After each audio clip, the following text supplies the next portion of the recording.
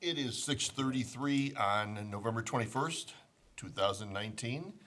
I'd like to call to order the regular board meeting of the Vernon Hills Park Board of Commissioners. Roll call, please. Commissioner Kessler. Commissioner Robbins.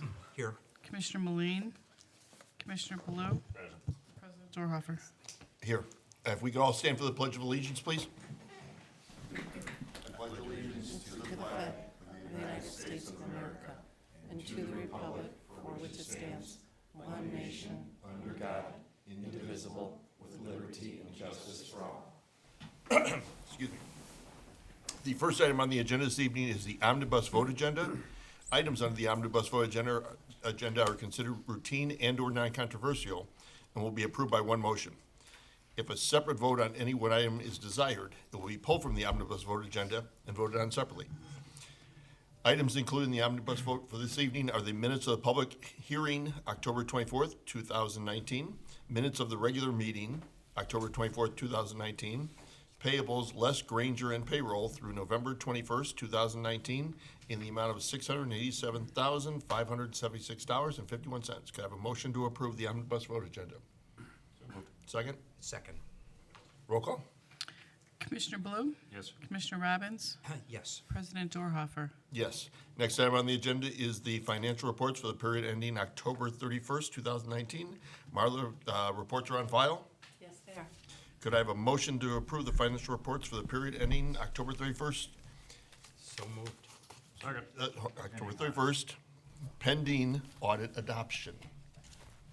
So moved. Second? We'll have to keep saying. Roll call. Commissioner Robbins. Yes. Commissioner Blue. Yes. President Dorhofer. Yes. Next item is the welcome to visitors and guests. As seen as we have no one wishing to speak to us at this time, we will move on to unfinished business, which we have none.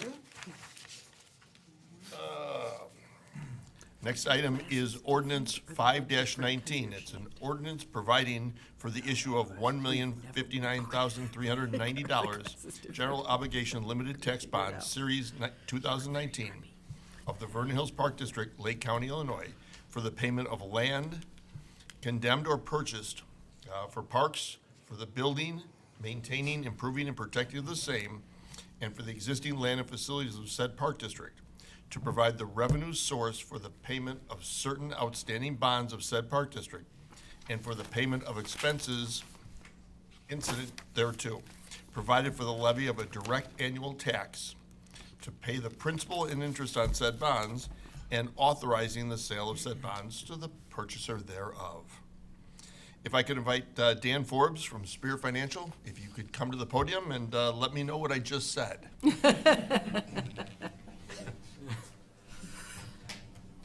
you very much. Appreciate it. It's good to see you again.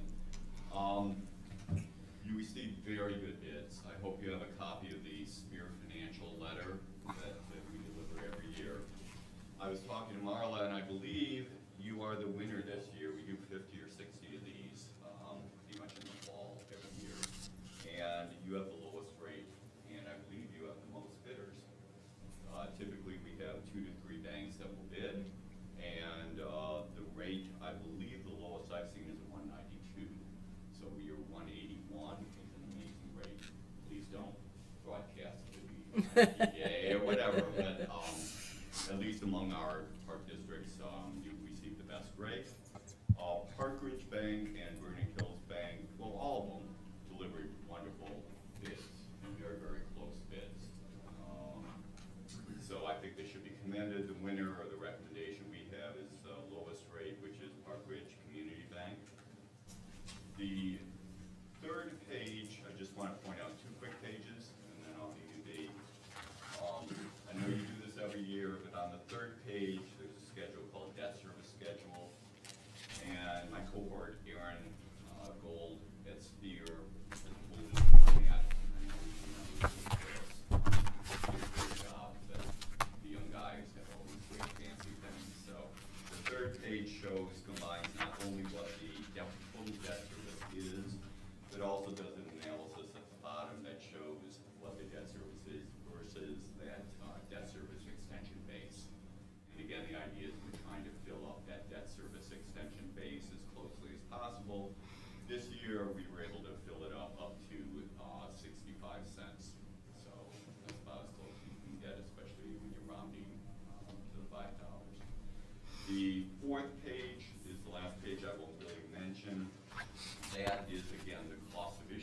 want to make sure we're very all open and upfront about that.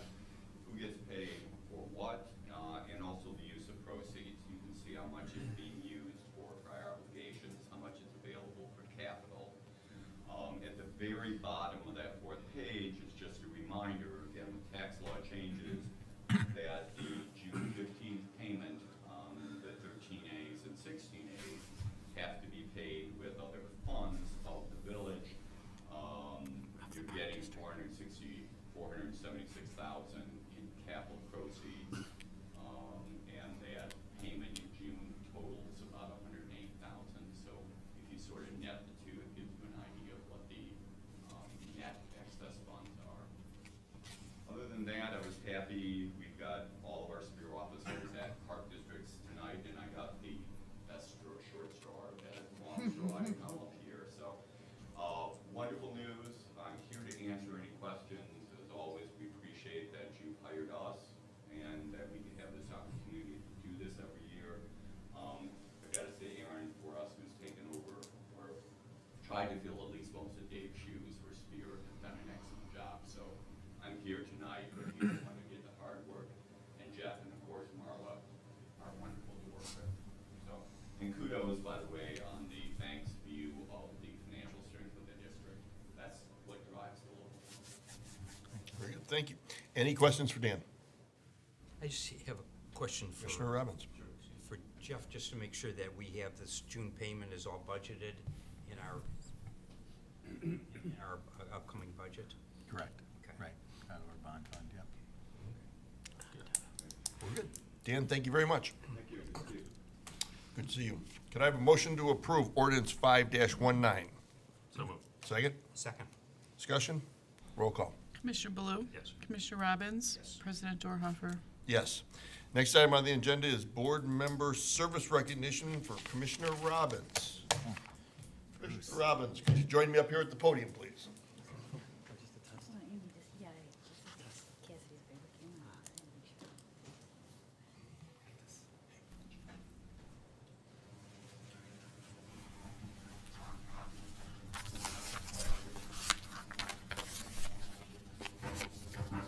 I'd like to read a plaque given to Commissioner Robbins from the Illinois Association of Park Districts, ensuring the quality of life through education, research, and advocacy.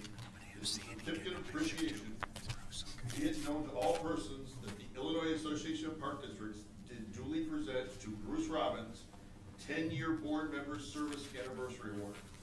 This certificate of appreciation and recognition of outstanding contributions, community leadership, and service to the advanced parks, recreation, and conservation of the state of Illinois as a member of the Vernon Hills Park District on the first day of November, 2019. Bruce, thank you very, very much.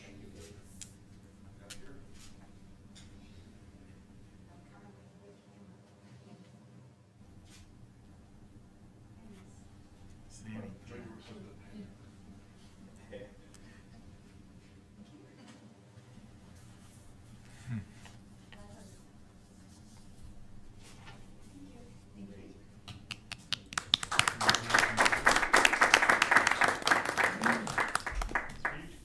Speech.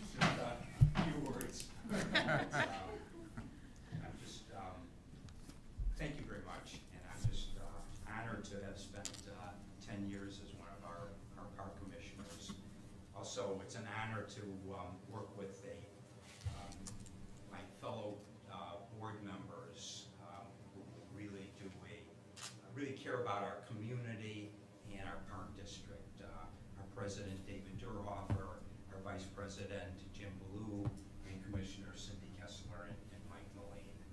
And also, just a final, I want to say that I've been honored the last 10 years to work with Jeff Fougeroux, who's our executive director, and Jeff and his staff are just amazing, and because of them, our park district is one of the best park districts in the state of Illinois. And again, thank you very much for this honor. Congratulations, and Sandy, to you, congratulations, because we know being on a board takes a lot of time and effort and energy and time away from you, so thank you for sharing with us. Thank you, Sandy. Next item on the agenda is Midwest Mechanical hot water heater recommendation. Jeff, James, why don't you fill us in on what's going on here? Yeah, I'll let James take it. Good evening. Would say early to mid-October, we found that one of our hot water heaters that was put in about 2,000 from the YMCA started leaking from the bottom. We let it run for a little bit, thinking maybe the holes might cover themselves up, but it never does. Sometimes it works, sometimes it doesn't. We had our maintenance contract provider, Hot Water 911, come in. They turned it off, emptied it, and they inspected the inside, and they found that the coil was riddled with pinholes, which is expected after 20 years, and then that also the lining was very deteriorated. And the lifespan is 18 to 20, and we're at 19 right now. So it's those PVI water heaters, they've had a good life, and they're industrial water heaters that they used to put in back in the late 90s and early 2000s. So we are at the point of having to replace them. Jeff and I have been working on a long-term maintenance plan for items like this, and this was on that list. It just came a lot sooner than we thought. Working with Mechanical now, who's part of a co-op. They came in, did a lot of due diligence on the building, asked for faucets, shower fixtures, anything that uses hot water. They have an engineer on staff. They did some calculations, and they let us know that we can get away from the 750-gallon storage tank that we have currently into a 400-gallon storage tank with a higher recovery rate. And the proposal is, as you see on the memo, $80,032. That includes demo of one of the two water heaters and replacing one of the two. There is very little utility work. All the plumbing and the gas and the flues are basically aligned with what is there now. And the biggest hurdle right now is we actually have to remove the door frame because it cannot be tipped, the new unit. And it clears without the door frame, so I have a price from LaForce on to remove and replace that. If there's any questions, I'm here. And Jalen Thompson from Midwest Mechanical is also here. Just one- Commissioner, So this is one tank. This is one out of the two water heaters, and then Have we are you looked at the other one? Is that? right now, it's kind of like let a sleeping dog lie. It's working, and we don't want to drain it and then look at it while one is already down.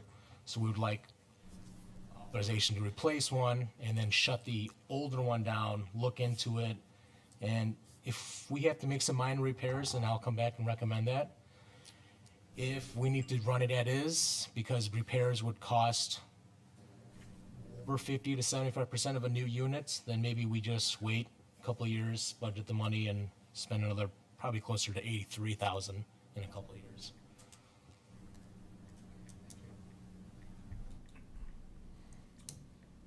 any other questions? Thank you. You have anything you want to add?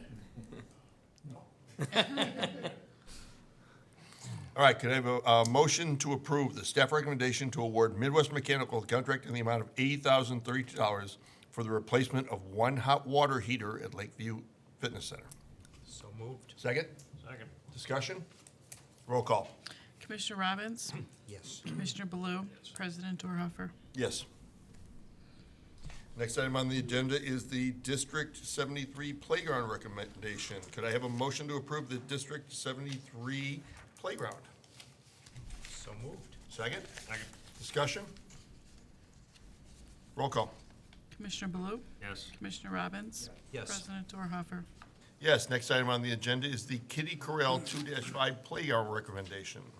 Could I have a motion to approve the staff recommendation to award Little Tykes the 2 to 5-year-old playground in the amount of $20,664?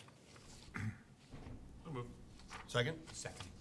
Roll call? Commissioner Robbins? Yes. Commissioner Baloo? Yes. President Dorhoeffer? Yes. Next item on the agenda is the Community Skate Park and update professional services recommendation. Jeff, could you fill us in on what's happening? Sure. So we, well, Commissioner Baloo and Commissioner Duerhofer, Commissioner Kessler all attended our community meeting a few weeks ago, and we presented two options. We had about 20 to 25 people attend that meeting. Got some good feedback from our young adults. So, you know, in essence, the concept B was the unanimous choice of those that attended. We had a good 2-hour conversation with the vendor. At the end of the night, President Duerhofer and I and the vendor just were talking about what would it cost us to make it a little bit larger than it currently is. And let me back up with just our existing skate park in terms of skatable or usable square footage is 5,800 square feet roughly. Tom's been out there multiple times. He's got a son that's an avid scooter user. This design that you see in the B concept is about 4,200 square feet. So Dave had asked the designer slash, owner, what would it cost us to, get us over that 5,000 square foot? So we're somewhat equitable with the existing site. And that number is about 30 grand.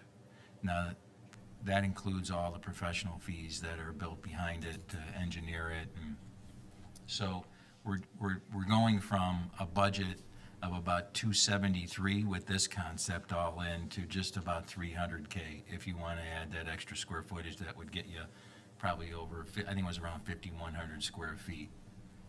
Now, the other two, the difference is between the existing park and this park is you will get a lot more skaters on this design, the new design, because of the way it's circular in motion versus the current site where it has some limitations of people to skate around each other or work around each other. He wouldn't quantify a number, but when we were talking to the other skate vendor when we were in Baltimore, they told us that, on a 5,000 square foot, you could get about 15 to 20, kids at a time. Pretty confident with this design, whether you put in an extra, 7 or 8 or 900 square feet, you're still gonna have a fair amount. We do have commitments from the village and the school district in support of the project to, the tune of about 160,000. So our portion of this, if you want to expand it, would be about 140K. So, backing up, if we were not to do this for several years and we had to go back and 3-4 years from now and take out the existing equipment, we'd probably spend a little over 100 grand, maybe more than that to do some of the surfacing, the underground. So the 140 is not necessarily a bad number. So it really is just, I'm looking for direction so that we can let our architectural team know what they want to do for the bid specifications. You said it was how many more square feet? I go from 42 to about 51. 51. Okay. So And you're getting- primarily, what he was talking about is on the north end here, where he would push it out a little bit more. So it's not any kind of fill on the interior synthetic turf area. And that's assuming we do synthetic turf on that inside.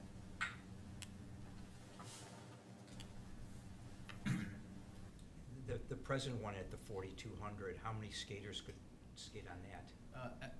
Fair amount, 15, probably a good 15. Has anybody done statistics, how many kids are out there at one time normally, or? I would imagine that if you build it, they will come, Okay.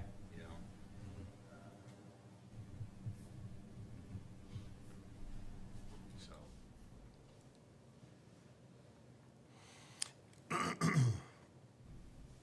My gut feeling is I'd like to cap us at 150. Okay, so then when you include the other two donors, you're at 310. Yep. And whatever we can get for that. we can get for 3. That's my personal. You okay with that? I'm fine. Yep, okay. Okay, I got it. That's what I'll do. Okay. Okay. And we're building it, so you will come. All right, next item on the agenda is the park grant. Could I have a motion to approve professional services agreement with Williams Architects in the amount of $5,000? So moved. Second? Discussion? Roll call.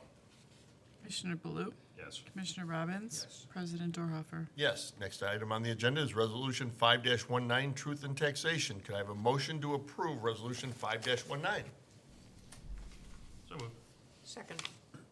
Discussion? Roll call. Commissioner Robbins? Yes. Commissioner Baloo? Yes. President Dorhoeffer? Yes, next item on the agenda is the Resolution 6-19, the SRA CLC accessibility. Could I have a motion to approve Resolution 6-19? So moved. Second. Discussion? Roll call. Commissioner Baloo? Yes. Commissioner Robbins? Yes. President Dorhoeffer? Yes, next item on the agenda is the WW Granger invoice payable. Could I have a motion to approve the Granger invoice in amount of $3,562.66? So moved. Second?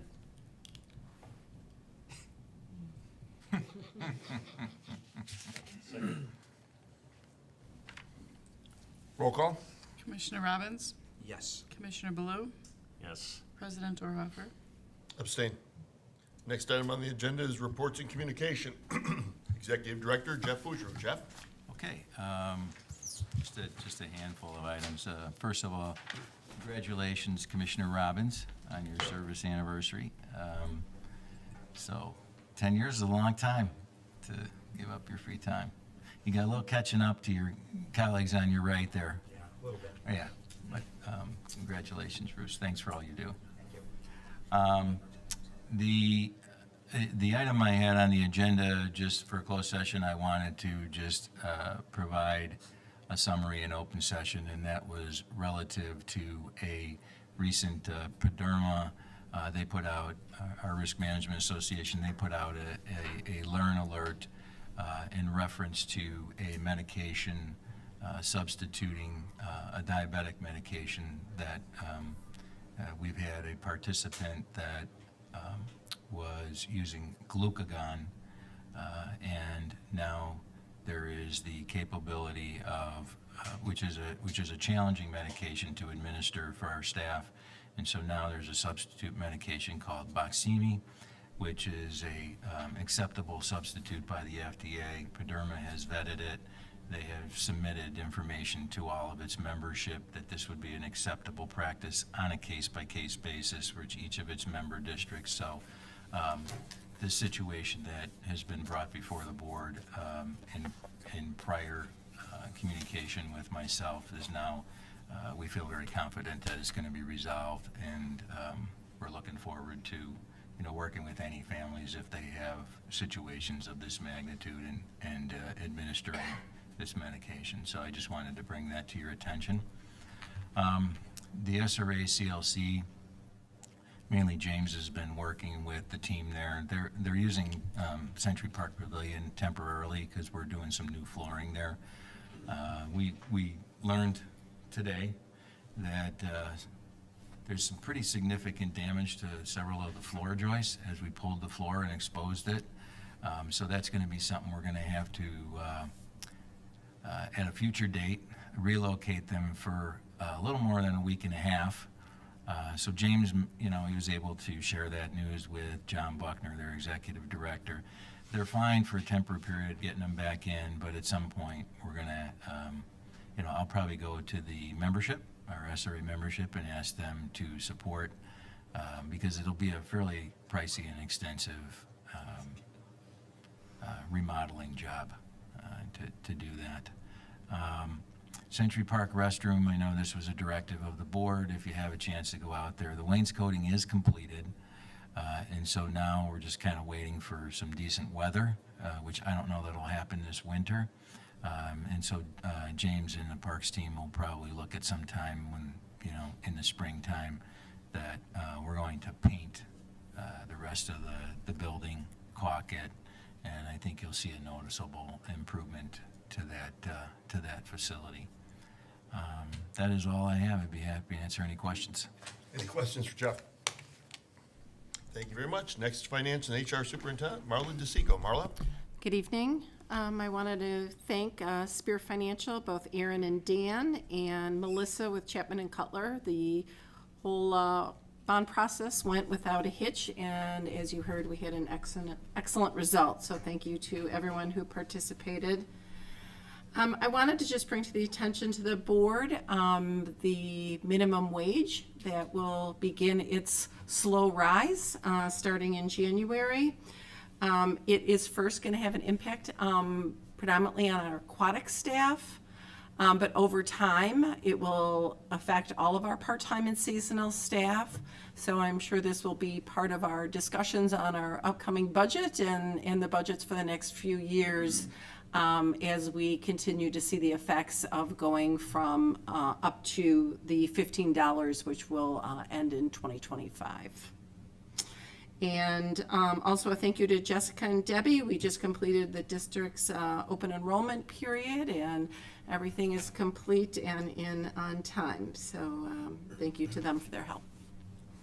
Any questions? Any questions? I do have one. Marla, are you aware of a new law that goes into effect January 1st of 2020, where all employees have to be trained in various harassment issues and aware of those? Yes, you have to have now harassment training annually. Right. And we did have already had it, and we are set up to now continue providing that each year. And we've also updated our policies so that they have all of the new language. Good. And who does that? Is that done in-house? Do you have like your We payroll do it service? in-house, but we have two sources. Paderma is one of our sources, and then we are also members of the HR source, and they're a human resource organization, and they provide updates to us as well. And then we're also, there's a number of other laws that are changing that affect wage and hour, and the salary, I think we've already spoken about coming off of applications. So there's been a lot of changes in the HR world of late, but and obviously coming up very soon that change the marijuana laws. So, but we're on top of all of them. Good, thank you. Any other questions for Marla? Thank you very much. Next item on the agenda is Recreation Superintendent Tom Ritter. Tom? Good evening. After a quieter November for events, December and January get quite busy for the recreation staff. On Friday evening, December 20th, we have a holiday swim with Santa at the Lakeview Fitness Pool from 6 to 8 p.m. Santa joins the kids and actually gets in the water with them. It's $3 for residents, and it's $5 if you come the day of. Last year was the first year we did it. It was quite successful, so we're happy to return that event in 2019. Not on here, but the following day we have our Polar Express Storytime train, which sells out in September with quick speed. It very quickly sells out. So the 20th and 21st will be back-to-back holiday events that will keep us busy. Our 5th annual New Year's Eve party is happening on that day, the 31st of December, from 4 to 6:30. Always sells out. We're not there yet, but now that we're getting close to December, I expect the registration to increase very quickly. So I encourage people to sign up right away. That is an evening of DJ, dancing, activities, and the open gym for the kids to run around, ice cream, food, and the annual countdown and balloon drop in the community room. So that will be closing out 2019. January 11th, that is a Saturday, will be our annual Winterfest over at Century Park Pavilion. We continue to do the same things, and people just love it.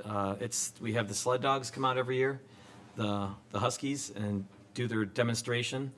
And we have horse and carriage rides for families. We do a campfire with s'mores.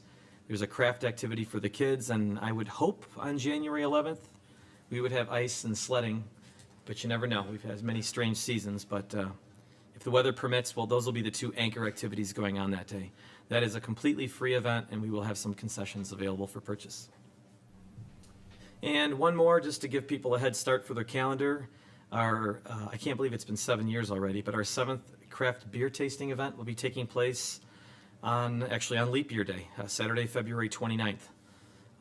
Every year it seems like there's something that we conflict with, whether it's a high school event or another craft event. So I think we've got this one slotted in perfectly that people should be able to attend this one. So again, that's the 29th of February from 5 to 9 p.m. and tickets will be available for purchase beginning December 3rd. Our youth basketball leagues have been taking up a lot of Jay Bullman's time. All of his teams and coaches are in place for grades 3 through 8. If anyone watching this meeting has a child in the program, they should have heard from a coach no later than this coming Sunday, which I believe is the 24th of November, and practices start in early December. And then after the holidays, games start in January. Our first and second grade program also starts in January, but it truly does start in January. There's no December practices. Last year at this time, we had about 60 kids enrolled, and now we're full with a waiting list with 90. So as much as we always like to accommodate our waiting lists, the one thing I would ask anyone interested in participating in this or joining us is if they could help coach. We do have coaches, but to get from 90 to another 10 or 20 kids, we would need some coaches to volunteer in order to expand that wait list. So if anyone would consider that, we'd be very grateful.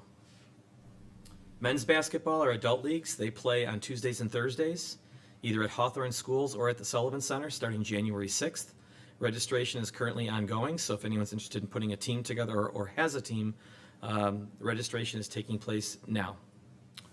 And that's my report, unless there's any questions. Any questions for Tom? Thank you very much. Next item on the agenda is Marketing and Communications Manager, Cheryl Buman. Cheryl? Skip James. What happened to James? I cut him. Oh, okay. All right. Okay, I'll continue. Good evening. A few things. Our winter program guide was delivered to our facilities today.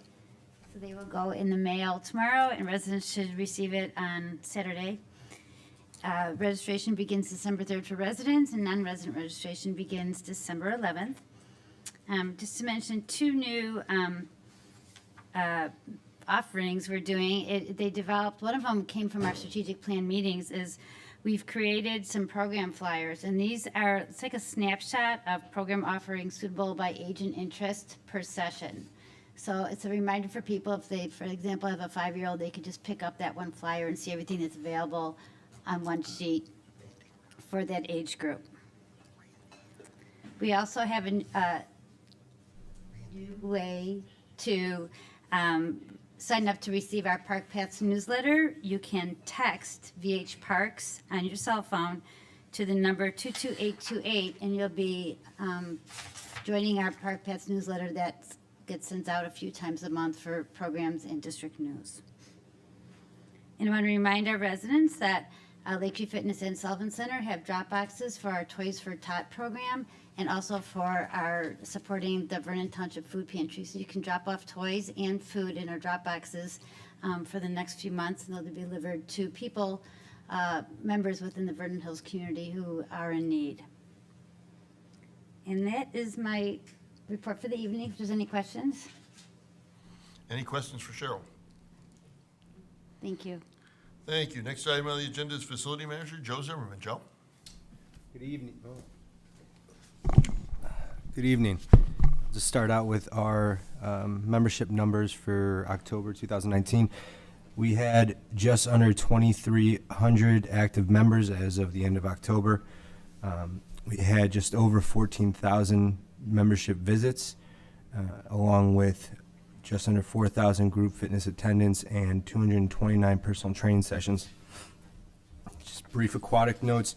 The Turtles won their first meet of the season on November 2nd, and participants in both the swim team and swim lessons remain steady. Some Lakeview Fitness notes. We have launched our membership appreciation engagement app. So far, we've had a lot of positive feedback from it. You can find the app on the Apple App Store and Google Play. This new app will allow members to earn membership reward points that they can redeem for prizes, ease of check-in, and Also, it'll allow us to use push notifications to, especially in the winter, to send out messages about canceled classes or possible facility closures. We will also have our first challenge for the app starting on December 2nd. Members will have the opportunity to win 25 points for completing the challenge. On November 29th, we will be having our Black Friday deal on personal training. You can buy 6 30-minute personal training sessions for $99, limit 2 per person. Beginning on November 25th, we will start Healthy Through the Holidays. This is a donation-based program that members can choose their challenge of maintaining or losing weight during the holiday season, or committing to 150 minutes of exercise per week. They log their workouts in a binder with a team leader and receive encouragement from those leaders. You can also check online for our Thanksgiving Group X schedule. It's also posted in our facility, and we'll be sending an email out to our members. Winter is coming, so please make sure that you have gym-dedicated shoes when you come to the facility. We have shoe and boot trays available. The excess snow and salt are quick to damage our machines, so it's really important that members bring an extra pair of shoes. And lastly, our member of the month for November was Nathaniel Brodingham. Nathaniel has lost over 65 pounds since becoming a member at Lakeview Fitness in 2017, so thank you, Nathaniel, for being part of our community. That's all I have. If there's any questions. Any questions for Joe? Thank you very much. Saving the absolute best for last. James Kinn. Good evening. I'd like to just begin by telling all of our residents and park patrons that our park district bodies of water are not safe for winter activities. Please do not travel out on the ice for any reason. We've had some very unsteady winter weather, and the ice is just not safe anymore. Starting in early December, actually today, Parks Department will start setting up the ice rink and any signage for the sled hill and ice rink. Frost has kind of driven its way into the ground. We are almost finished making our ice rinks, and so just check the website for further details when they'll be open. Over at Hawthorne Melody Park, over the summer, we had our park chat, our board meeting at Hawthorne Melody. One of the items that we thought was a good idea was to remove the ball field and add a soccer field instead. And so we have completed our OSLAD requirements, and our IDNR grant administrators approved a soccer field addition in lieu of the removed ball field. So now our project and case number has been closed out. And last, for this last one, if you have any questions, please don't hesitate to call me, the park superintendent at the Vernon Hills Park District. Our park staff have been monitoring off-season use of the ball fields at Grosse Pointe. Over the past 2 winter-spring seasons, staff have noticed some unwanted results of recreational activities during off-season. Holes have been dug, dead round spots in the turf, footprints and bike prints in the skinned infield, tampered base pegs, and animal feces. We have temporarily closed off access to the 3 ball fields during the off-season in order to prevent some of these unwanted results and alleviate unnecessary maintenance tasks before our softball season begins.